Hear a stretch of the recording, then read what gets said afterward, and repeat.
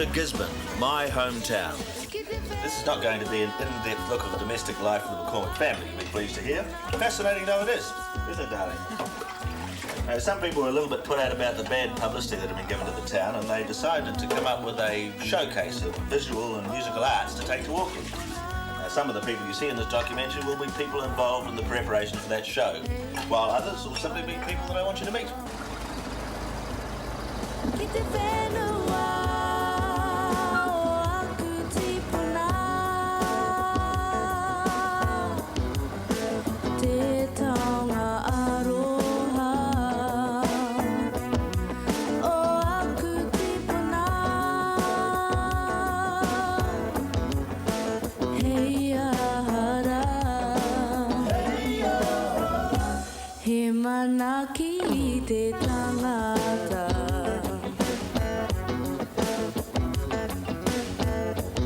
Can you stop it there, Morris, please? That gap might be a bit too long in there, eh? That's the bit there, is it? It was very close to here that the Hirota canoe landed, and the Maori set up a large pa on the top of the hill there, which they call Titirangi, but which we know mostly as Kaiti Hill, and that pa was there for centuries. So there had been about 25 generations of Maori here. And then Captain Cook arrived in 1769, and this was the first place in New Zealand that European landed when he came ashore with the men of the Endeavour. And that took place just near the mouth of the river, just on the far side. Titirangi is the cradle for we of the east coast of Te Rāwhiti. Now, Purorangi and his brother Tahu were born at Whangaraha. And Purorangi's people, they moved further north, and then Tahu decided he would go south. You know, the Kuriapawa, the people of Muriwai, who are Tamanuhiri, they are of Tahu descent. And that's the same Tahu who went on to the South Island. You know, Tifenau Regan, who says he's Ngaitahu. His beginnings are here. Nigel, is that you down there? What are you doing down there? I don't think that we greenies approve of this sort of thing, slashing away at trees. Now, this creek, it'll, during winter, if it's all blocked up like this, it'll flood. It'll spill over the banks. Looks dangerously like it's flooded now. Yeah, this was my summer job. When the creek's dry, I was going to do this. Yeah, no, it looks really good. Are you enjoying it? Yes, lovely. Yeah. It's part of the beauty, I suppose, of returning to the land, really. Yes, thank you very much. Now, you had a little house in the suburbs. You decided to move away from it to take on a life like this. Why did you do that?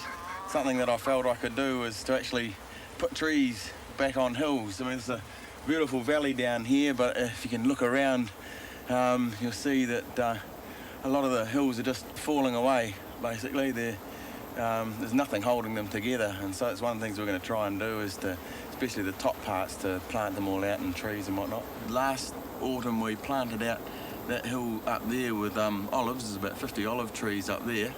There was already pines and stuff up that top slope there, and then on the far end of the property we've planted out a grove of native trees, manuka, a lot of manuka. Morris, music's been very much a part of the town, and you've been very much a part of the town's music. Yeah, I suppose the number of bands you've been in will be up to about the 1,000 mark now, will it? Yeah, not quite actually. It's about 970 something or other. Haha Bonk, I was in Haha Bonk. I was in a group called Easy Street about 10 years ago. We represented Gisborne on the national pub circuit. And I've had the Custom Liners going for the last 3 or 4 years. Well, I've been associated with the Custom Liners for that time. We're going along further back beyond that as a group called the Trizonal Space Warpers, but we found we weren't getting any work, so we had to change the name to something more approachable. That was during your weird phase, was it, Morris? No, I was just coming out of the weird phase. Well, this is my mother's people. We've only been hanging around the Gisborne area for about 900 years. So I've come back to live with my mother's people and help develop our tribal esteem on the coast. One of the social problems within our young Māori people is bad health. And we thought, well, to involve a traditional sport like canoe paddling, gives you so many factors of advancement. We're trying to say to the young people, you want to look good? Okay, do a bit of paddling. You'll feel better in yourself. Learn a bit of your culture and get on with your neighbours. So we have that base, then we revitalise the family situation. Real family, whānau, you know. That's what we call Māori sovereignty. It's not, hey, you, get out, you've been here 7 generations, we've been here 33. Hit the road. No, it's not that at all. This is a portrait I've started of Greg Whakataka. He's an old friend of mine that I've really been wanting to do for quite a while. I've got an ongoing series that sort of fills in a lot of gaps for me when I'm thinking of new ideas. I've got a portrait series that I've been working on for a long time. Portraiture is my strong point, really. It's something that I always come back to. It's something I can do quite easy and I enjoy doing. I enjoy getting the lightness and working with people like that. 15 years ago, I started that work. And although I'm still doing portraits, my technique and manner has changed. I'm into this sort of paint, and instead of taking months to do it, I can finish them off in a few days. What do you hope that the trip to Auckland is going to do?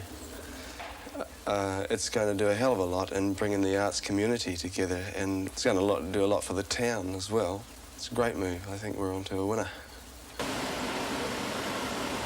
This is the custom liners rehearsing for the Sedenko end of season bash. I know this girl, she's so fine. Well, she really eases my mind. Well, she is so good at ain't true the things she do for you.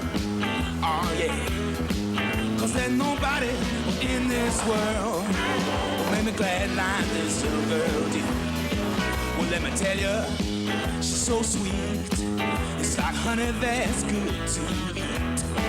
Now I love this girl, and I'd like to make her mine. She's so fine, 'cause there's nobody in this world will make me glad like this little girl did.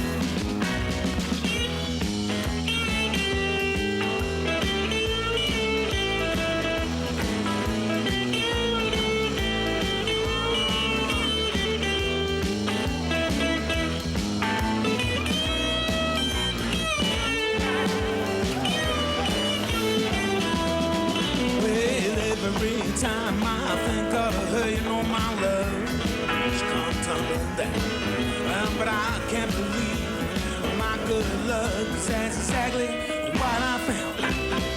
It's like the sun's Get drawn where the head of the note is, all right? Not on the top of the stem. So I want you to draw me a tie in that first bar.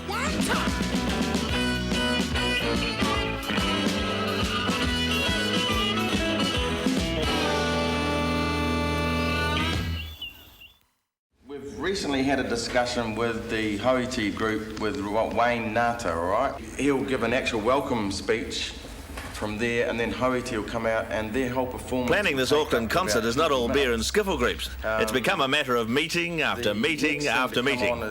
I've ended up in charge of publicity. Must be because of the jersey. Rather than actually they stop and then someone comes out and says, well, that was Hoiti, clap, clap, clap. We're actually going to use lighting and whatnot.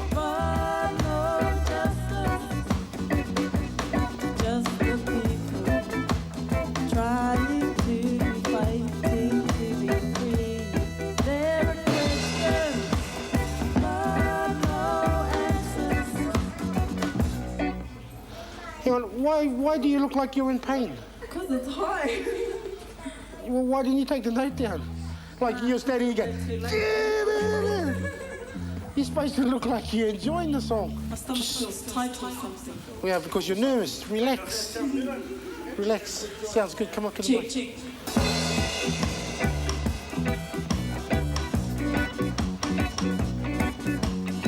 Well, Wiremu, here we are in your training ground. This is the Awapuni Stadium in Gisborne, where during the summer months lots of people frolic in the outdoors. William is so staunch, he's running everything down here right through the rain and everything. What have you got going on down there, Wiremu? We got some trainees of our music scheme, Gary, and they're quite keen. They're into their goal practice, so they get better at what they're going to try and do later on. Yeah, it's a pretty unusual set of working, circumstances here. I mean, is it really ideal for you to sort of set up? Well, I think it is. It proves whether one is committed to actually helping oneself. We do probably about 35%, and they do the other 65%. That's how we're meant to work. And this, if they turn up here now, it proves that they really want to do something with their lives. Where they say we don't put them on any sort of scheme, we give them a trial period. And if they work out and they prove they come every day, then we'll get them onto a training program, which gives them a subsidy. And after that, they hold on to their positions by just coming on days like this.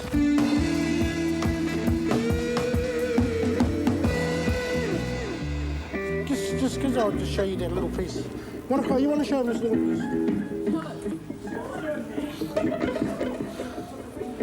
Okay, son.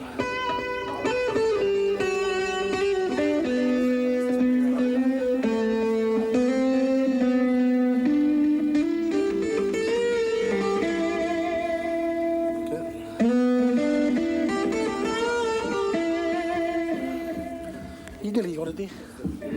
Go from before that verse again, please. I grew up about 48 miles up the road in a place called Tiniroto, which is a place of many lakes. Spent a lot of time on horses, running away from the local bobby for breaking windows and all that sort of thing. And nothing serious? Well, no, nothing really serious. And you get your experience through that, and you decide that, you're just one step from there to probably going to Borstal to jail, and sort of, then you're saying, hey, that's not the way. So there's other ways you can get in and help other kids. Otherwise, it's going to be my wahine or my daughter or son going to get mugged or killed one of these days. So somebody has to get out there and do something about it. Where are you taking me, Morris? I'm taking you over to see Tama Tikani.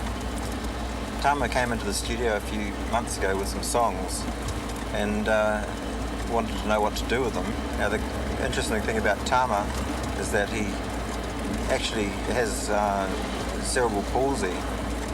He hasn't got any speech function, and he has very great difficulty in coordinating his movement, but he's still managed to get the song written and sent off and accepted. Well, this program here, as far as I can understand, it's a case of working out, of learning how to read music. So I'll just use these crotchet notes here. We shove a few notes in willy-nilly. Tama had written these songs, and he found an address in Esquire magazine. Esquire magazine, right? Of this outfit in Nashville, Tennessee, that wanted the lyrics for songs. And so he got his lyrics together on his computer and got them printed out. And sure enough, they got the song and recorded it and put it on this LP and sent him 25 copies of it. I'm constantly getting people who write songs come to me and say, what can I do with these songs?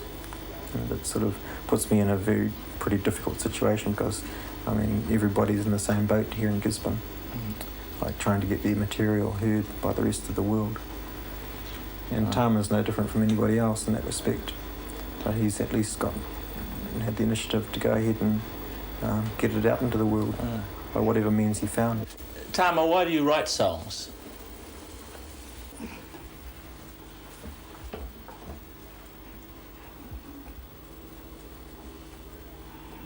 I'm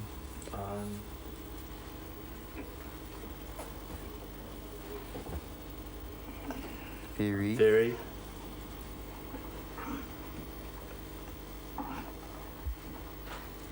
interested.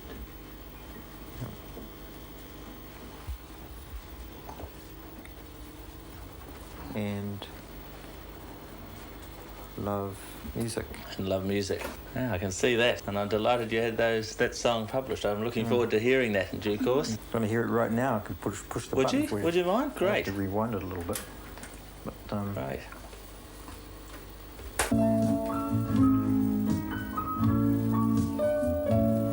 I've found it. Can't you see you're my destiny, and that you mean so much to me? I looked around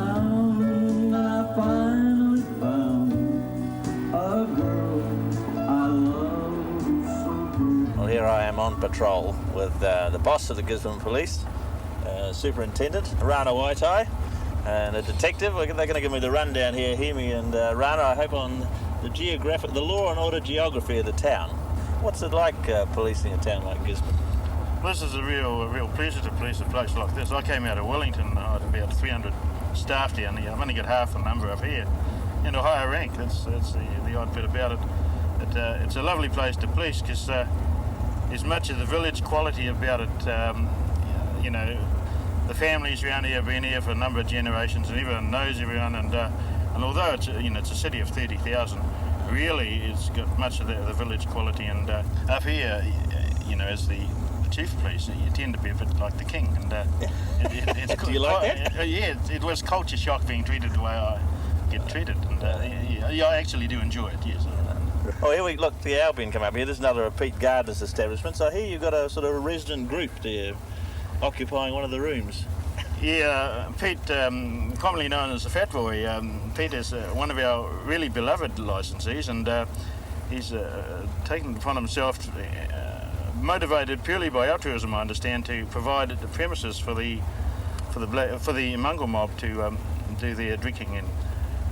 We're sort of keeping an eye on the situation, and we'll decide whether or not it's a very good thing and advise Mr. Gardner accordingly a little bit later on. We'll let it run and see what happens. It tends to be our policy not to sort of unnecessarily harass things that are going all right. But if things need to be harassed, there'll be a bit of constructive harassment. Yes. And what about as the boss of the place? I suppose you can't quite go out where you'd like to and just kick up your heels when you want to. No, we have to sort of really watch what we do and where we do it. Hemi and I and various other policemen, we drink at a club we call the Weka Club, and it's really the locker room of the transport office, the transport company. And we've got a licence, and we get in there and we have a drink up and we boil up some food and do a lot of scoffing there. And there's one there. They're quite hard to capture.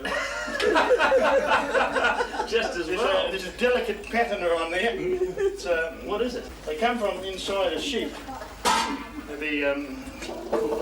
The Scottish people call it the haggis. Well, it also includes several metres of the rest of the haggis down to where it sort of exits from the down to the rear end of the sheep. Rear end of the sheep. I don't need it. Quite often.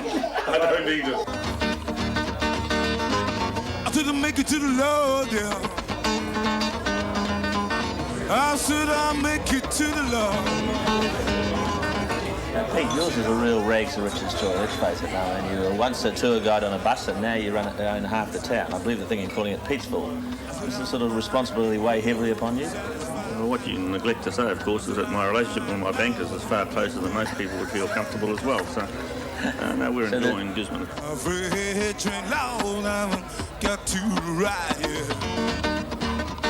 One of your more famous exploits of late has been providing the Mungal mob with a headquarters in one of your hotels. Now, this was an act of extreme altruism, wasn't it? Yeah, I didn't really want you to talk about that. No, I appreciate you're very sensitive about it. You're going a bit red around the gills when I bring this up, but I think you better explain it anyway. Yeah, we've offered them some accommodation, but under some fairly strict conditions. They're abiding by those conditions. We're liaising with all the authorities on it. I have a reasonably friendly relationship with the particular group concerned, and there's no hassles there. It's not really an issue. You're not a patch-wearing member or anything, are you? There is talk that I could become an honorary one, but they haven't got big enough jackets yet. East coast of the North Island is quite separate from and different from many other parts of New Zealand, and we have a situation in Gisborne where the urban population is about 45% Maori now. So it would be silly in any business decision to disregard that. I guess if you're looking altruistically, they've had a hard time. Maybe one of the bigger problems we have here is some of the difficulties with unemployment with some of those young guys. Yeah. Hey, mate. This is a very big dog here. Am I welcome here? Is this all right? Can I go on through? I was going to grab the boat. Yeah. Okay. It's best I stay here for just one moment. Glad to see you. Glad to see you. Hey, is it all right if I come inside for a few minutes? Sure. Yeah. Great. Come inside. Hey, how are you doing? Good to see you. Yeah. All right, this way. You've got a pretty impressive organisation here. Is this the way you greet all visitors, eh? This is our usual way.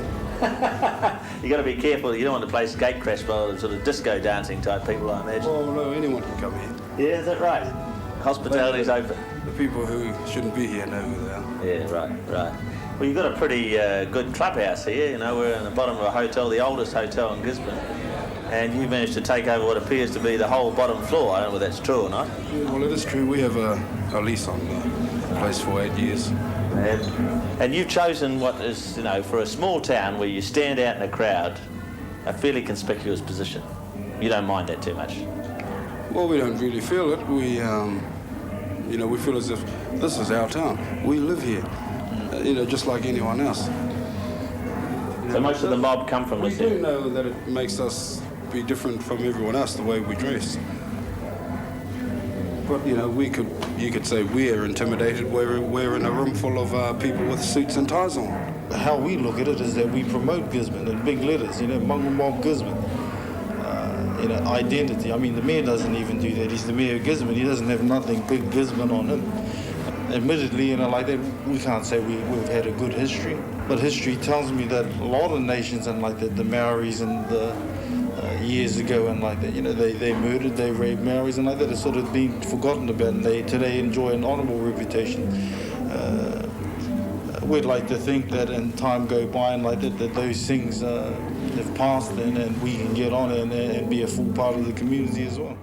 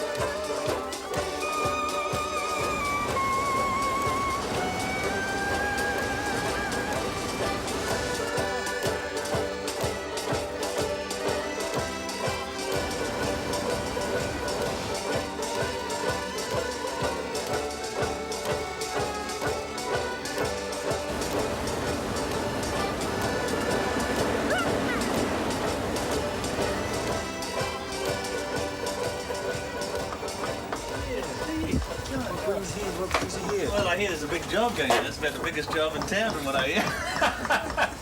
This must be the biggest industry. I'm building a ship. You are, by the looks of it. I don't doubt whether you get permission to float this in coastal waters, will you? Well, I don't know. Good heaven, how long is it? It's 42 metres. It's about 145 feet. What's the reason behind this one? Well, there's a canoe in the National Museum in Auckland, and we took that up there as a tribe in the 1850s, and we haven't had one since. So I went and measured it up, and I multiplied it by 3. My big difficulty was training people to do traditional work and to provide the wood and to get access to trees. It's just hard to find dead trees or trees lying down on the ground. I won't cut live trees. Not to mention carrying them here, I suppose. Well, I usually book it up to the tribe.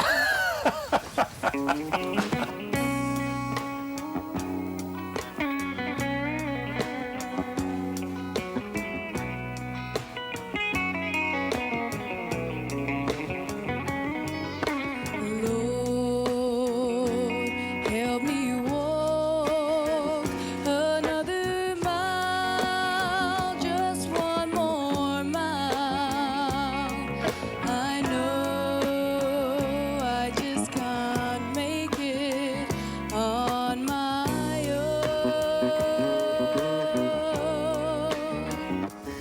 The King's Theatre is the home of the Gisborne Country Music Club. They've been allotted 15 minutes for the Mānuka Art Show in Auckland, and in there tonight they're trying to work out who their representatives are going to be.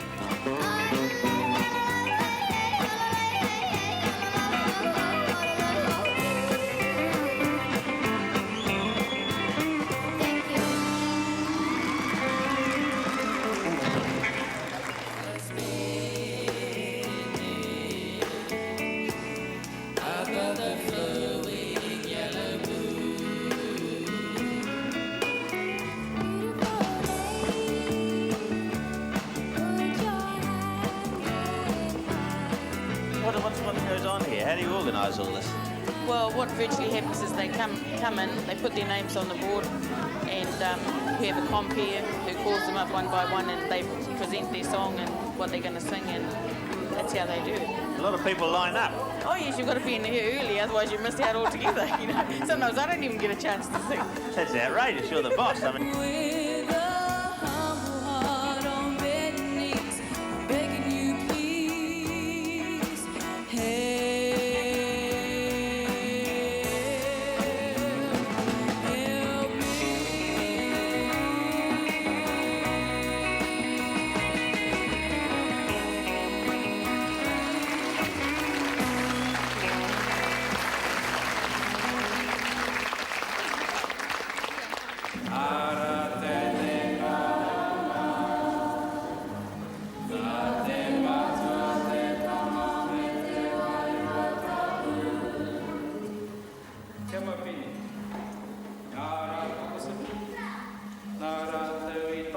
From there down to there, and keep it close. It's a new experience for most of them. Well, it will be a new experience, and I think it's important that they broaden their performance type of horizons. And this is something which could do that. We always have a core group, so they're always there. And I'm talking in terms of 20, maybe 30 years, the various groups in this area. Bearing in mind the show's going to be staged in the Glue Pot in Auckland, does that alter your thinking on arrangements at all? It may require some adaptation, but performance is performance, and as long as it doesn't conflict with certain cultural sensitivities, well, it's okay. Well, our intentions are to maintain some of the older traditional values and items, and we mix it with the new, so we adapt to both.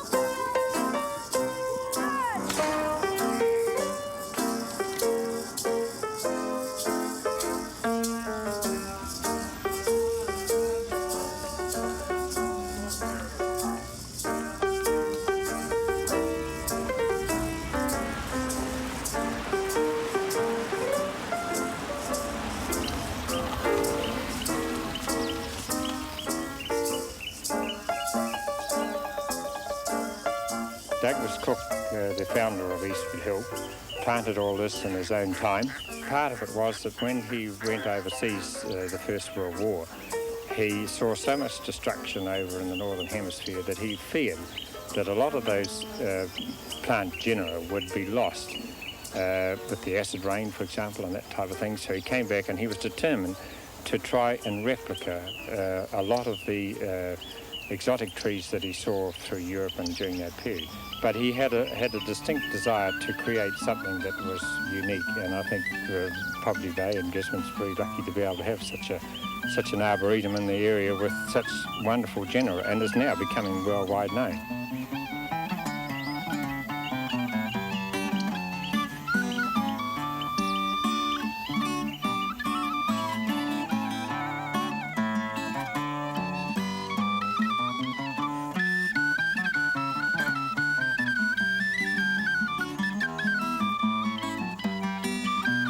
Gisborne's greatest photographic resource has been given to us by a man called William Crawford, who came to Gisborne to build a brewery, and this was 1874. And from then on, for the next 40 years, he proceeded to photograph Gisborne with great energy, really, and we don't have serried ranks of formal studio portraits. Instead, we've got thousands and thousands of photographs that he took outside at the picnics and the parties and the processions and the hui and all the things that went on in the district.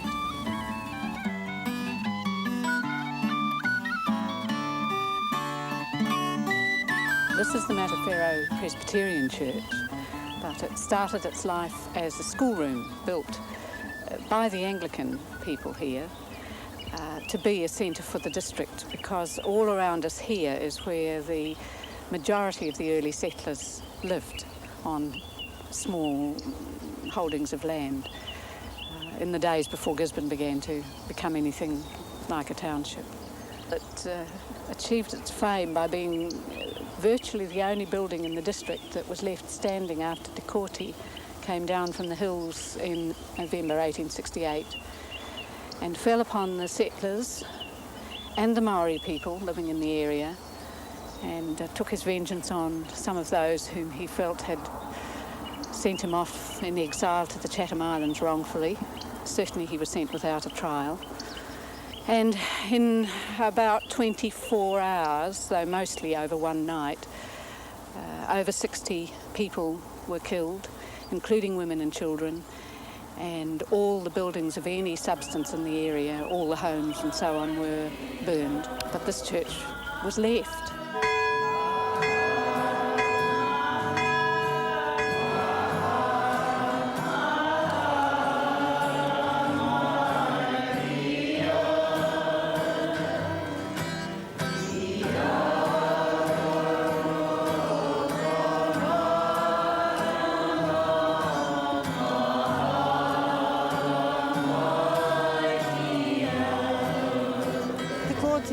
Was born here, he belonged here. His next of kin, they all live here. He had a son, and that son had 2 children, and then the children, the great-grandchildren, I think, 7th generation now. I went to school here. My great-grandmother brought me up just along the road here. She was married to Te Koti's elder brother. We didn't really talk. She never talked about Te Koti. We didn't hear the things that, you know, we had a grey covered history book about that thick when I went to school. They didn't. I knew there was this man Te Koti. Was this something of people didn't want to talk about, or? I don't know, but you know, I didn't hear, you know, the bad things about Te Koti. He was a rebel, and although I knew he killed my great-grandfather, I mean, the people that was with Te Koti, whether Te Koti himself did it or not. But this is where Te Koti is from. The Gisborne region has had floods before. Today it was flooded again on a frightening scale. I was peering out of the front window watching my neighbour's land drop down into the creek and clicking my tongue thinking how sorry I was and glad it wasn't happening to me. And I should have been looking out the back and watching my hills drop down on me at the back, you see. But no, it was a bad time, and after that, obviously, it became necessary to plant the thing up and try and hold the hill from coming in on top of us, and You've become something of the Johnny Appleseed of the forestry world, in that you've been responsible for the planting of, I think, over 80,000 odd trees. Yeah, Johnny Honey Locust and Johnny Locust Tree and Johnny Acorn. Trees just grow magically, providing they're given the opportunity. You know, they kept the stock is kept away from them, and it was all previously forest, and it will be forest again if it's given half the chance. The trees will be the saviour of the East Cape. If they don't save us, then nothing will. How would you recommend we get other people around the area to do the same thing? I'd use guns and whips. No, I don't know. And gentle persuasion.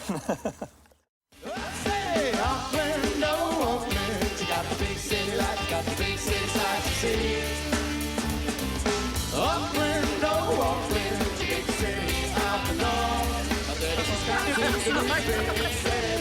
take this show. It is very much a bicultural kind of thing, eh? Like a Maori cultural group will put on a show and it'll be almost 99% Maoris going to see Maoris performing in there, and it's not something that a lot of people actually view, whereas this thing here is an attempt to give a cross-section. It's not a brilliant cross-section, you know, we've had to lose heaps just in putting a show together, but it is, you know, an attempt to present two cultures at once, which represents this area, right?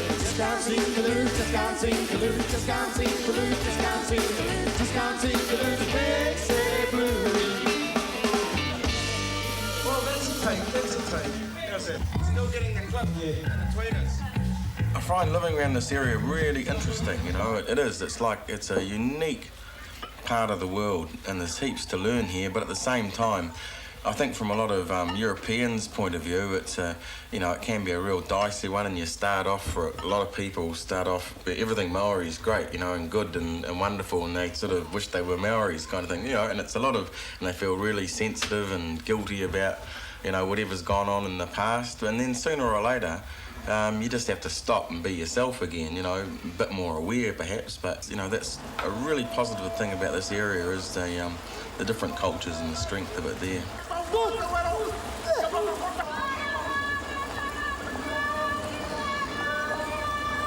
For my generation of people who are Maori and am still Maori to the core, I find it so very easy to be just myself as Maori, and as easy it is for me to live as a Pākehā, because that is the way that we live. Now, I don't say that to a Pākehā to become Māori, but I do admire, and I think that's good if they want to learn to speak Māori. Because once they've learned to speak Māori, they would have a better understanding of why I, as a Māori, I am different culturally and in many ways. I think we would have a far better understanding in this time and age. I must say that if the whole of New Zealand stood up and struck back, like your cultural group is striking back, it wouldn't take long for us to climb out of the hole we're in. It's a delight to have you with us, and we hope that your stay is most enjoyable for the short time that you're in Auckland. We're looking forward to the visual arts that you'll be opening later on this evening. Well, it is a novel way to promote a district by putting its arts and culture out front and saying, you know, look at this.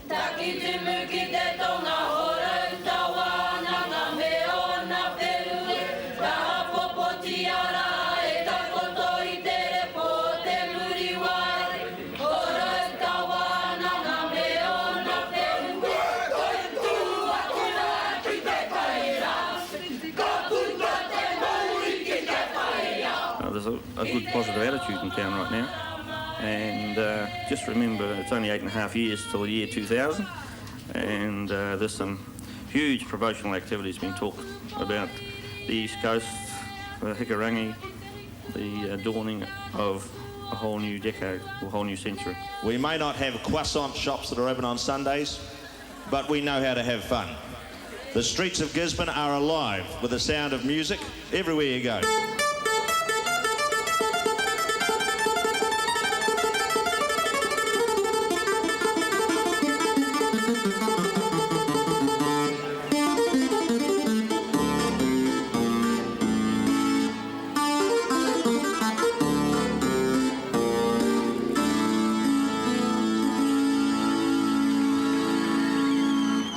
You know, the coast is abundant and wealthy, the hills are lovely, there's beautiful bushland here, it's a wonderful place.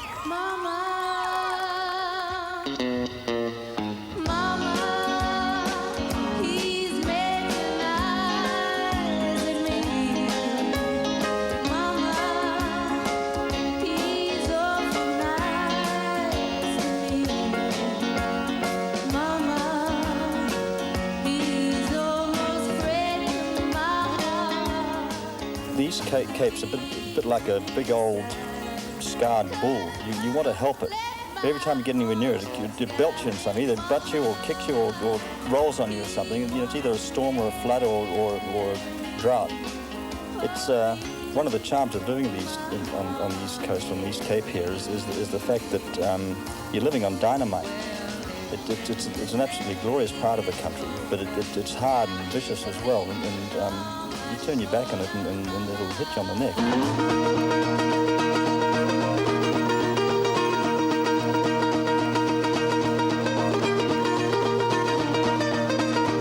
Take me to a better place in the world, because I don't know one. Everybody feeling good?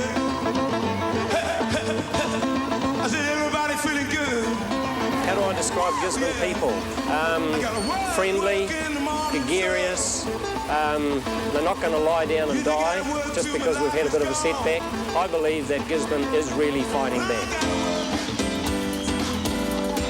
What's on my mind? See that I want to be in my life in the best possible. You will be my wife. I'll lead you in the right direction, of course. Never play you out, so there's no loss. I'll be your love daddy. Just wait and see that me and you, we were meant to be. People in big cities have got everything. They've got cinemas, they've got Space Invaders, they've got instant hits there, instant rushes there. You get bored, you got something to do out there. Whereas we've got a limited facilities, and so we've got to actually think and play in our leisure time what we're going to do. We can't just run down the road and jump on something that's going to give us a buzz. It's moving away from being obsessed with a lot of material type things that, you know, in many ways are sold to us, laid on us, forced on us. You know, if you start to treasure other things in your life, you know, the company of other people, the good food, good wine, you know, being able to sit on a beach and there's no one within a mile, you know, those things that are here, that we have all the time, you know, that is what we base your life around. All I want is you.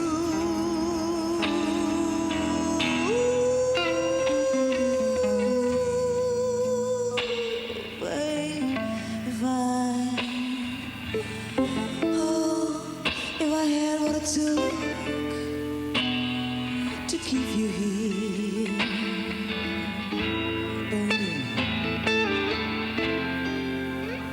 baby, I would surely be with you, my dear. I suppose you're hoping that eventually, you know, music, a hit record or something's going to take you away from life in the swamp. No, just to pay for my life in the swamp, really. It'd be handy. No, I'm really actually more than happy in Gisborne and more than happy on this piece of dirt, to tell you the truth. Well, we have a little more folklore for you now. Brought on by the Ballistics, as you've already seen this evening. We'll now have 3 cheers for the independent state of Eastland. Hip hip! Hip hip! Hip hip! There it is, ladies and gentlemen. You saw it first here this evening.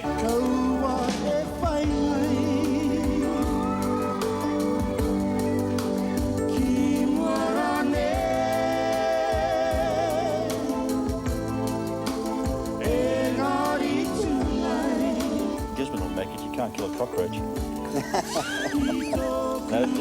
we'll come through, and you know I've got every confidence in that. The people here are resilient and they're determined. Yeah, I'm very optimistic for the future. For the whole of the East Cape, it's a magnificent region, and if this place was in Europe anyway, we wouldn't be able to keep the people out with dogs, would we? You know, and when they hear about it, that's going to be our problem, keeping them out of the East Cape, not getting them into it.